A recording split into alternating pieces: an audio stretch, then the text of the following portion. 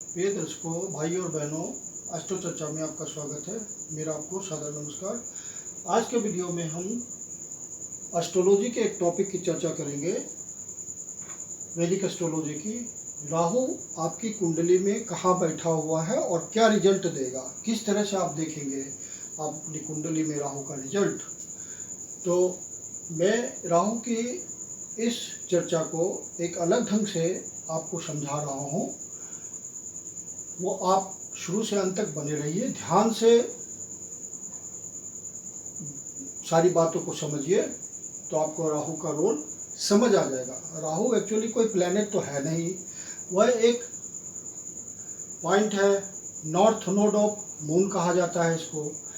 Western astrologers ने राहु को बहुत ज़्यादा इम्पोर्टेंस दिया है और यहाँ तक कह डाला है कि जितने बेनिफिक प्लैनेट्स जैसे सूर्य, चंद्रमा, ये सब मिलकर के, शुक्र, ये सब मिलकर के, गुरु, जितना रिजल्ट देंगे बढ़िया, राहु अकेला ही दे देता है। यदि बढ़िया हो तो अकेला ही उतना रिजल्ट दे देगा। मतलब राहु कॉम्पिटेंट है अकेला ही रिजल्ट देने में। इसलिए वेस्टर्न एस्ट्रोलॉजर्स ने इसके इम्पोर्टेंस को बहुत ज़्यादा माना है। तो हम देखते हैं कि राहु का क्या रोल होता है, किस तरह से ये काम करता है। तो इसका मेन 4 पॉइंट्स है, इसी पे राहु का सारा रिजल्ट आ जाता है। देखना तो खैर सारे प्लैनेट को पड़ता है, लेकिन राहु का आपको रोल पता चल जाएगा। राहु कहाँ बैठा हुआ है उससे राहु के बारे में पता चल जाता है और आराम से ये पता चलता है कि राहु इस कुंडली में अच्छा रिजल्ट देगा या खराब रिजल्ट देगा, बहुत बेहतरीन रिजल्ट देगा या साधारण रिजल्ट देगा। तो पहली बात आपको याद रखनी है जो मैंने लिखा है कि Rahu is your life mission. होता यह है कि पिछले जन्म में आपने जो कर्म किए हैं, आपकी डिजायर इच्छा पूरी नहीं हुई। सपोज आप किसी प्रोजेक्ट में पिछले जन्म में लगे हुए थे, आपका प्रोजेक्ट पूरा नहीं हुआ, एम्बिशन पूरा नहीं हुआ, जो आप गोल अचीव करना चाह रहे थे वो पूरा नहीं हुआ, तो मटेरियल डिजायर तो आपकी रह गई बाकी। तो आपने फिर अगले जन्म में, इस जन्म में आप आए, तो राहु उसी डिजायर को लेकर के आपकी कुंडली में बैठा है। तो जिस भाव में ये बैठेगा आपकी कुंडली में, वही आपका लाइफ का मिशन होगा। जैसे अलग अलग लोग अलग अलग प्रोफेशन में जाते हैं, कोई डॉक्टर बनता है, कोई इंजीनियर बनता है, कोई साइंटिस्ट बनता है, कोई कुछ बनता है, कोई सीए बनता है, कोई अकाउंट्स के फील्ड में जाता है। तो सबके अलग अलग, कोई लॉ अफसर बनता है, कोई लॉयर बनता है, कोई जज बनता है। तो सबके कर्म अलग अलग ढंग के होते हैं और सब अलग अलग कामों में लगे होते हैं। तो राहु जिस भाव में बैठेगा, मतलब आपके लाइफ का मिशन वही है।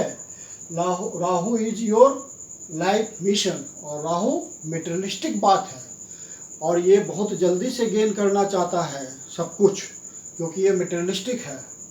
और आप जानते भी हैं कि राहु सिर्फ ऊपर का भाग है, सिर है, नीचे का तो उसको पेट है ही नहीं।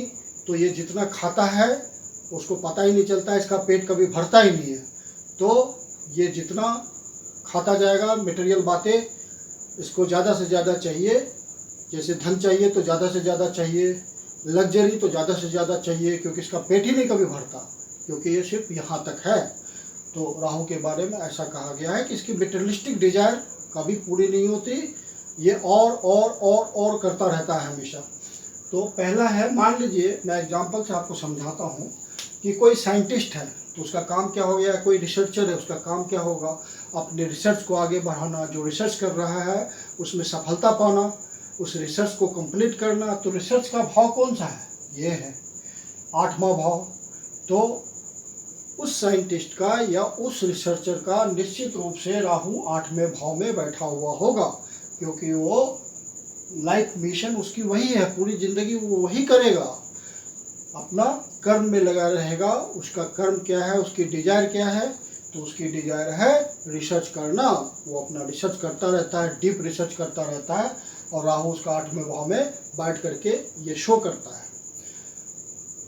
अब मान लीजिए राहु सेकेंड हाउस में बैठा हुआ है, तो यहाँ उसकी क्या डिजायर होगी, तो ये वेल्थ का घर है, धन का घर है। तो वो धन के लिए प्रयास करेगा, क्योंकि यहाँ पे वो बैठा हुआ है, उसका लाइफ मिशन यही है, वेल्थ मैनेजमेंट हो सकता है उसका लाइफ मिशन, उसका लाइफ मिशन सेंसुअल प्लेजर्स हो सकता है, क्योंकि ये बाय डिफ़ॉल्ट सेकेंड हाउस है और वीनस का हाउस है, टॉरस है बाय डिफ़ॉल्ट। बाय डिफ़ॉल्ट का मतलब कारपुरुष की कुंडली जो कि फिक्स होती है, वो चेंज नहीं करती, तो उसको बाय डिफ़ॉल्ट बोलते हैं।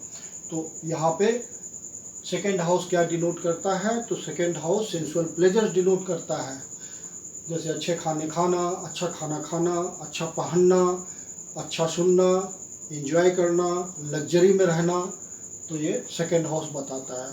तो लग्जरी में जिएगा, धन बहुत कमाएगा, पूरे ज़िंदगी भर धन के बारे में सोचता रहेगा, वेल्थ मैनेजमेंट करेगा, लग्जरी में पैसे खर्च करेगा, तो ये सब बातें उसके लाइफ का मिशन होगी, क्योंकि राहु यहाँ बैठा हुआ है सेकेंड हाउस में। अब सेकेंड पॉइंट मैंने लिखा है कि राहु जहाँ बैठेगा तो आपका उस घर के प्रति, उस भाव के प्रति ऑब्सेशन होगा। ऑब्सेशन का मतलब होता है कि एक तरह का क्रेजीनेस उस भाव के प्रति, हमेशा आप उसी के, पूरी ज़िंदगी उसी के बारे में सोचते रहेंगे, उसी भाव के बारे में। कोई सिग्निफिकेशन आपका ऐसा होगा जो आपका लाइफ मिशन है, और वह उस सिग्निफिकेशन के बारे में आप ओबेस्ड रहेंगे। ओबेस्ड का मतलब हुआ क्रेजीनेस, एक तरह का आपका फैनेटिक व्यवहार रहेगा उस हाउस के प्रति, उस हाउस के सिग्निफिकेशन के प्रति जिसके लिए आपने जन्म लिया है। और तीसरा पॉइंट मैंने लिखा है कि राहु जिस साइन में बैठता है, जिस घर में बैठता है, उस भाव का जो साइन होता है, जैसे मान लीजिए यहाँ पे 5 नंबर है, मतलब लियो साइन में वो बैठा हुआ है सेकंड हाउस में, तो उस साइन को, जोडियक साइन को वो एम्प्लीफाई कर देगा। एम्प्लीफाई कर देगा मतलब उसके पावर को बहुत ज़्यादा बढ़ा देगा, 100 गुना बढ़ा देगा। जितनी उसकी डिग्री होगी, राहु की जितनी डिग्री होगी, जितनी पावर होगी, उस हिसाब से वो उसको बढ़ा देगा, एम्प्लीफाई कर देगा। तो या फिर उसके साथ कोई प्लैनेट बैठा होगा तो उसको एम्प्लीफाई कर देगा, उसके पावर को एम्प्लीफाई कर देगा। राहु जिस घर में बैठता है, उस घर में जो साइन पड़ा होता है, मतलब जोडियक साइन, उसको वो एम्प्लीफाई करता है। जितनी उसकी डिग्री होती है, राहु की जितनी पावर होती है, उसके हिसाब से वो उसको एम्प्लीफाई करता है, मतलब उसके पावर को बढ़ा देगा, 10 गुना, 50 गुना, 100 गुना, इस तरह से बढ़ा देगा उसके पावर को, उसकी शक्ति को बढ़ा देगा।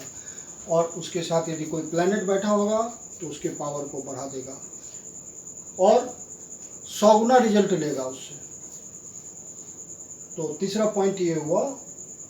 और चौथा पॉइंट होता है राहु इज टेबू ब्रेकर, मतलब ये क्रॉस कर जाता है लिमिट को, अपने बैरियर को, सोशल बैरियर को क्रॉस कर जाता है, क्योंकि इसकी डिजायर बहुत ज़्यादा होती है, मटेरियल डिजायर इसकी बहुत ज़्यादा होती है, तो ये क्रॉस करता है लिमिट को, जहाँ तक कोई नहीं पहुँचता ये पहुँच जाता है वहाँ तक। तो इसका एक तरह से रिवॉल्यूशन वाला कदम होता है कि मान लीजिए कि राहु यहाँ बैठा 7th हाउस में, तो 7th हाउस में वो यदि टेबू ब्रेकर की तरह, सोशल नॉर्म्स को ब्रेक करने वाले की तरह काम करेगा, तो ये क्या है, मैरिज का हाउस है, तो वो किसी ऐसे लड़की से शादी कर लेगा, सोशल नॉर्म्स को तोड़ के, जो जाति, उसकी जाति बिरादरी से बाहर होगा, अपनी सोसाइटी की बात को नहीं मानेगा, तो क्या हो गया, उसने अपने लिमिटेशन को क्रॉस कर दिया, अपने आदर्शों को नहीं माना उसने एक नया आदर्श स्थापित किया। मान लीजिए उसने किसी विडो से शादी कर ली, आज से मान लीजिए 100 साल पहले की बात है, और कोई आदमी किसी विडो से शादी कर लेता है 100 साल पहले राहु के इन्फ्लुएंस से, तो राहु यहाँ पर क्या हुआ, क्रॉस कर दिया लिमिट को, तो एक नया आदर्श स्थापित करता है। वो अच्छा भी होता है, खराब भी होता है, समय के मापदंड के हिसाब से अच्छा या खराब वो माना जाएगा। तो इस तरह से राहु टेबू ब्रेकर होता है, सोशल नॉर्म्स को तोड़ता है। अब राहु कुछ एग्जाम्पल लेकर के इसको क्लियर करते हैं। राहु मान लीजिए यहाँ बैठा हुआ है और ये पाइसेस लगन की कुंडली है, किसी पाइसेस लगन वाले व्यक्ति की कुंडली है, तो यहाँ पे क्या है, आपका एरीज साइन है। तो एरीज क्या होता है, एग्रेशन होता है, एनर्जी होता है, बहुत ही पॉजिटिव एनर्जी होता है। और राहु वहाँ बैठा हुआ है 2nd हाउस में, तो इसका लाइफ मिशन क्या है, तो इसका लाइफ मिशन है sensual pleasure, wealth management, wealth कमाना, लग्जरी में लाइफ जीना, खर्च भी करना। तो ये सेकंड हाउस के सिग्निफिकेशंस के लिए ये पूरी लाइफ लगा रहेगा। अब ये है एरीज साइन में। तो मान लीजिए कि इसको हम देखेंगे कि ये अच्छा फल कब दे रहा है और बुरा फल कब दे रहा है। तो राहु के साइन को देखा, उसका हाउस ओनर कहाँ बैठा हुआ है, मान लीजिए कि ये 8th हाउस में बैठ गया मार्स। तो 8th हाउस आपका क्या है, हिडन हाउस है, हिडन कर्मास है, ये आपका अप्स एंड डाउन्स है।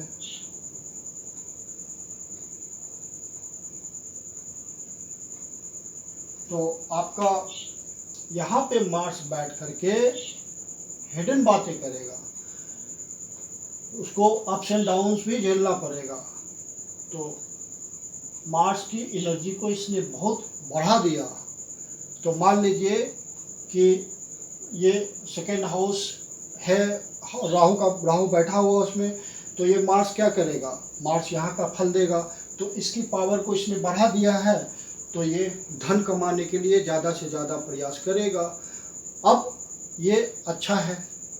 मान लीजिए कि इसके साथ बैठ गया केतु,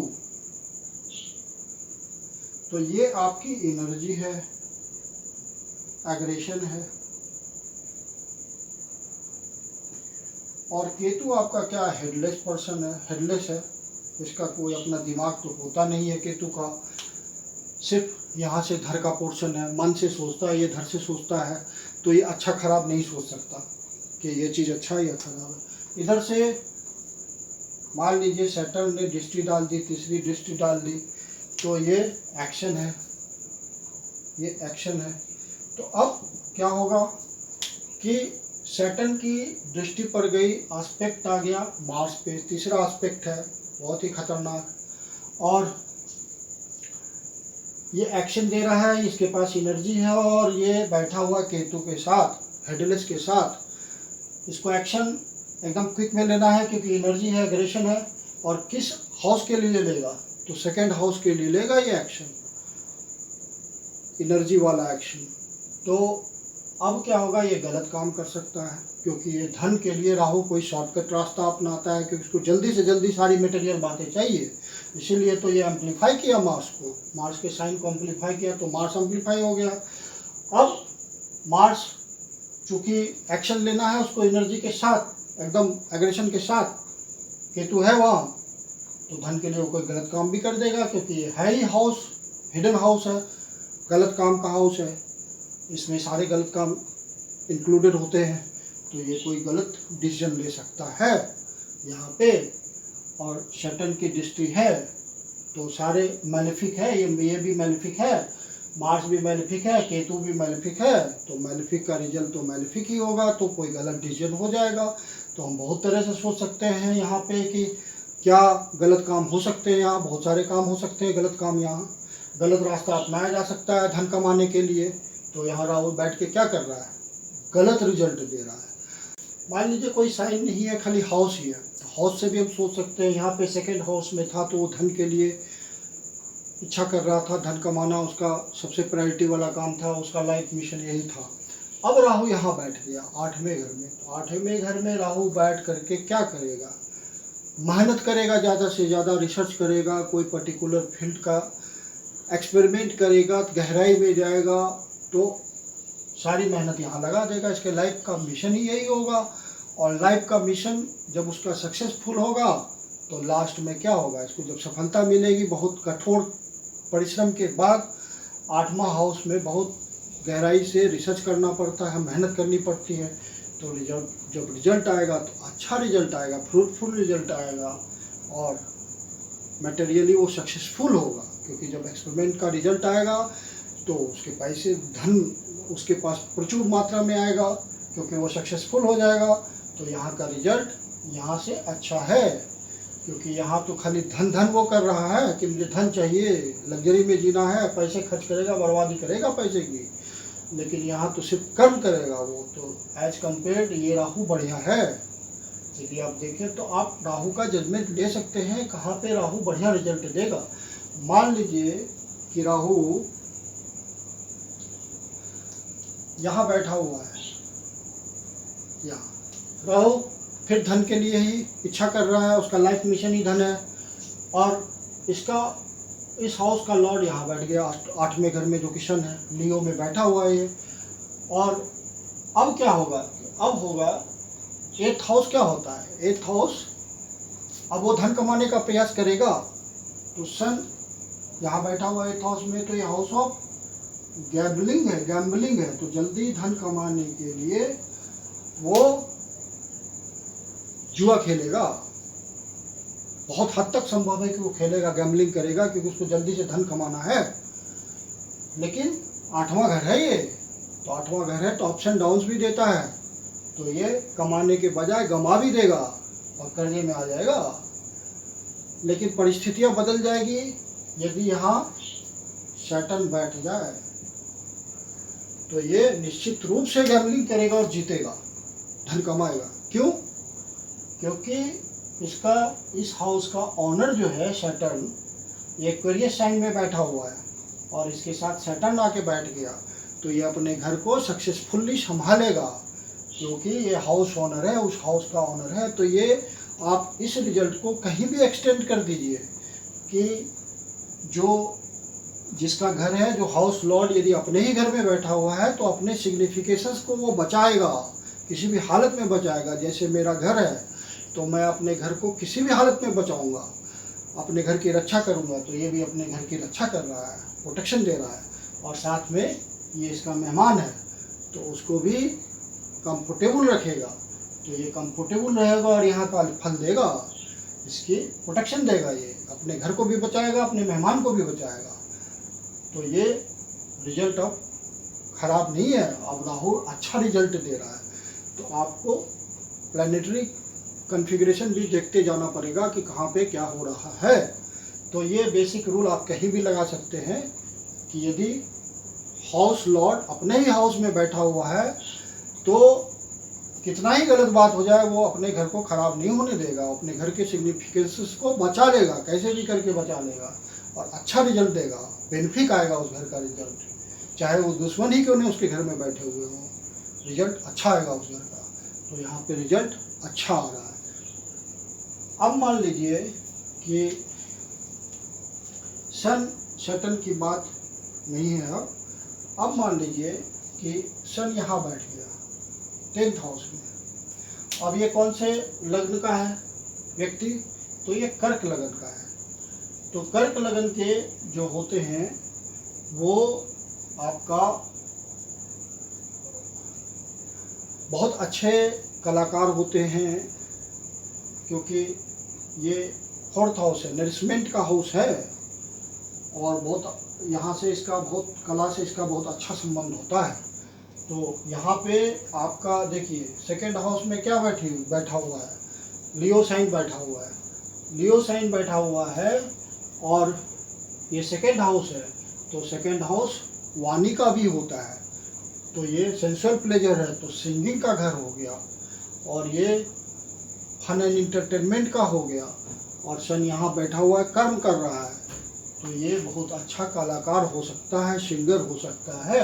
राहु ने एम्पलीफाई कर दिया इसको, कला को, फन एंड इंटरटेनमेंट को, उसके साइन को, और वो कर्म के स्थान में बैठ गया।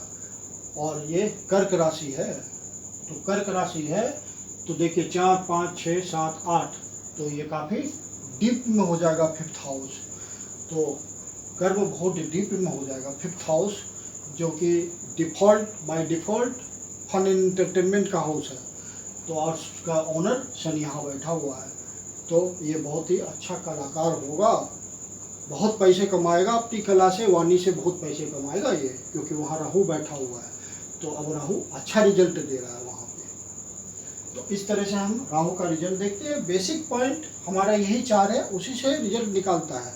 मैं बिल्कुल अलग ढंग से इंटरप्रिटेशन राहु का कर रहा हूँ, और आप यदि लास्ट तक सारा डिस्कशन चर्चा सुनेंगे तो आपको समझ आ जाएगा अच्छी तरह कि राहु किस तरह से रिजल्ट अपना देता है। ये बिल्कुल डिफरेंट है, किताबी बातें नहीं है ये। अब एक फेमस पर्सनालिटी का, एक फेमस पर्सनालिटी का हॉरोस्कोप लेते हैं, सिर्फ राहु को एनालाइज करेंगे उसमें। ये लियो लग्न की कुंडली है और राहु 5th हाउस में बैठा हुआ है और उसका ऑनर अगले हाउस में बैठा हुआ है। तो देखने से तो लग रहा है कि राहु यहाँ बैठा हुआ है और जुपिटर तो डेबिलिटेटेड है, तो जुपिटर और 6th हाउस में है, खराब हाउस में है, तो ये खराब रिजल्ट देगा? नहीं, ये बहुत अच्छा रिजल्ट दे रहा है। क्यों ऐसा हुआ? तो मैं राहु के बारे में आपको पढ़ा चुका हूँ। राहु इसको अम्पलीफाई कर दिया, 9th साइन को अम्पलीफाई होने की वजह से उसका मालिक अम्पलीफाई हो गया, हाउस लॉर्ड जो साइन का लॉर्ड है वो अम्पलीफाई हो गया। तो ये डेबिलिटेटेड था, अम्पलीफाई होने के बाद इसका डेबिलिटेशन खत्म हो गया, ये नॉर्मल जुपिटर हो गया, पावर वाला जुपिटर हो गया। तो ये एक तरह से नीच भंग राजयोग है, डेबिलिटेशन इसकी खत्म हो गई राहु की वजह से, राहु ने इसको पावरफुल कर दिया। और चूंकि ये यहाँ से 2nd हाउस है, तो राहु के केस में ये आप सब ग्रह पे लगा सकते हैं। राहु के केस में जो जिस घर में वो बैठा हुआ है उस घर का जो उस साइन का ओनर, हाउस का ओनर, यदि उससे नेक्स्ट हाउस में मतलब दूसरे भाव में गया हो तो वो धन भाव कहलाता है। तो वो अपनी दशा में बहुत धन देगा और प्रत्याशित अनएक्सपेक्टेड हाई धन देगा, हाई मनी देगा। जो कहते हैं राहु बहुत धन देता है, यदि राहु अच्छा होता है तो बहुत धन देता है, तो ये बहुत धन देगा। तो ये रूल आप हर ग्रह में लगा सकते हैं कि ये जैसे राहु यहाँ बैठा हुआ है और राहु जिस साइन में बैठा हुआ उसका ऑनर उससे नेक्स्ट में बैठा हो, तो वो ऑनर उसके लिए धन कमाने का काम करेगा, रिसोर्सेज बनाएगा, क्योंकि वो उससे धन भाव में बैठा हुआ है। तो इसको आप एक्सटेंड कीजिए दूसरे जगह। राहु में ये 100% लगता है और राहु कब बहुत ज़्यादा धन देता है तो इसी केस में देता है। ये सचिन तेंदुलकर जी की कुंडली है और यहाँ देखिए कितना धन आया है जुपिटर के समय में, बहुत धन उन्होंने कमाया, राहु की दशा में बहुत धन कमाया। और यही सेम हॉरोस्कोप लियो लग्न का सोनू निगम की भी कुंडली में यही नीच भंग राजयोग सेम बन रहा है। राहु यहीं बैठा हुआ है और जुपिटर यहाँ बैठा हुआ है, सेम। तो सोनू निगम ये फन एंड एंटरटेनमेंट है, अब फन एंड एंटरटेनमेंट है तो उसके थ्रू पैसा आ रहा है, बहुत पब्लिक फंक्शन हो रहे हैं, बड़े बड़े जलसे हो रहे हैं, बड़े बड़े ऑडिटोरियम बुक हो रहे हैं, सिंगिंग करके गाना गा के सोनू निगम पैसे कमा रहा है बहुत बेहिसाब। तो ये बेहिसाब पैसे इस जो कॉन्फ़िगरेशन में, मतलब जिस घर में बैठा हुआ है उसका ऑनर यदि उससे नेक्स्ट घर में बैठे हैं तो उसकी दिशा में बहुत पैसा आदमी कमाता है अप्रत्याशित रूप से। ये राहु की खास बात है। यदि आपसे पूछे कुंडली में आपको देखना है राहु क्या अप्रत्याशित रूप से धन दे रहा है, तो ये कॉम्बिनेशन देखिए, ये कॉम्बिनेशन है तो कह दीजिए कि अप्रत्याशित रूप से धन आएगा आपके पास बहुत ज़्यादा, और जो ग्रह इन्वॉल्व होंगे उसकी दशा में धन आएगा। और इसको एक्सटेंड कीजिए, दूसरे प्लैनेट पे भी लगाइए, ये वहाँ भी लगता है। और हम जानते हैं वैदिक एस्ट्रोलॉजी में किसी भी घर से 2nd हाउस और 11th हाउस उसको सपोर्ट करता है गेन्स के लिए, धन के लिए। तो यहाँ भी 2nd हाउस है ये, और ये लग रहा है राहु के केस में सक्सेसफुली। अब राहु कब खराब फल देता है? तो राहु खराब फल तब देता है इन जनरल कि राहु जहाँ बैठा हुआ है उसका लॉर्ड यदि दुह स्थान में चला जाए। दुह स्थान का मतलब खराब स्थान, वो 6, 8, 12, यदि 6th हाउस में, 8th हाउस में, 10th हाउस में चला जाए, राहु जिस घर में बैठा हुआ है, जिस भाव में बैठा हुआ है, उस भाव का लॉर्ड यदि 6ठे भाव में, 8वें भाव में या 12वें भाव में चला जाए तो राहु इन जनरल खराब रिजल्ट देता है। हालांकि कुछ और प्लैनेटरी कॉम्बिनेशन हो, जैसे जुपिटर का आशीर्वाद आ जाए, ब्लेसिंग आ जाए, तो रिजल्ट में मॉडिफिकेशन हो जाता है। ये इन जनरल ऐसा होता है कि राहु खराब रिजल्ट देता है इसी दिशा में। अब राहु जो जनरल रूल हमने बताया 6, 8, 12 का, वो यहाँ पे लग रहा है इस एग्जाम्पल में। राहु 4th हाउस में बैठा हुआ है, ये मकर लगन की कुंडली है। राहु ने इस मेष राशि को, एरीज को अम्पलीफाई कर दिया। तो अम्पलीफाई कर दिया तो इसका लॉर्ड कहाँ बैठा हुआ है? 8th हाउस में बैठा हुआ है मार्स। मार्स वायलेंस का कारक होता है, एक्सीडेंट का कारक होता है, बैठा हुआ है 8th हाउस में। Sudden event, ups and downs, इन सब बातों का, ये छिपी हुई बातों का हाउस है। ये ऑब्सेस्ड हो गया ये 4th हाउस के लिए, जातक हाउस ऑफ कन्वेंस है। उसके पास जो वाहन है उसके लिए वो ऑब्सेस्ड रहेगा, तेज वाहन चलाएगा। तो तेज वाहन चलाएगा, उसका ऑनर कहाँ बैठा हुआ है? 8वें घर में, एक्सीडेंट का योग है। और यदि सन ने देख लिया इसको तो और भी झटका लगेगा, और भी ज़्यादा तगड़ा एक्सीडेंट होगा। ये सॉरी, सैटर्न ने देख लिया इसको। यदि सैटर्न ने इसको देख लिया 6ठे भाव से, तो दृष्टि आ गई इसकी, तो वो एक्सीडेंट और भी ज़्यादा सीरियस होगा। लेकिन सन यहाँ बैठ जाए 8th हाउस में तो ये अपने घर को बचा लेगा, फिर एक्सीडेंट नहीं होगा, एवॉइड हो जाएगा। क्योंकि मैंने जनरल रूल बता दिया है आपको कि जब जिस हाउस में कोई बात हो रही है उस हाउस का लॉर्ड उसमें बैठ जाए तो वो बेनिफिशियल रिजल्ट देगा, हार्म नहीं होने देगा उस घर में। तो यहाँ पे वो रिजल्ट आ जाएगा, क्योंकि हाउस का लॉर्ड उसी हाउस में बैठा हुआ अपने हाउस को प्रोटेक्ट कर रहा है, उसके सिग्निफिकेशन को प्रोटेक्ट कर रहा है, तो एक्सीडेंट नहीं होगा। तो ये भी आप हर जगह लगाइए। एक तो हाउस का लॉर्ड यदि अपने हाउस में ही बैठ जाए तो अपने हाउस के सिग्निफिकेशंस को बचा लेता है, चाहे कोई भी प्लैनेट वहाँ बैठा हुआ, कितना ही मैलेफिक प्लैनेट बैठा हुआ, वो अपने घर को बर्बाद नहीं होने देगा। और दूसरा कि राहु अप्रत्याशित रूप से धन कब देता है, तो राहु जिस घर में बैठता है उसका यदि लॉर्ड उससे नेक्स्ट घर में बैठता है, दूसरे भाव में बैठता है, तो उसकी दिशा में अप्रत्याशित रूप से धन आता है। तो इस तरह से राहु कहाँ बैठा हुआ है, किस तरह के प्लैनेट का उस पर प्रभाव पड़ रहा है, कॉम्बिनेशन कैसा है, कंजंक्शन देखा हमने।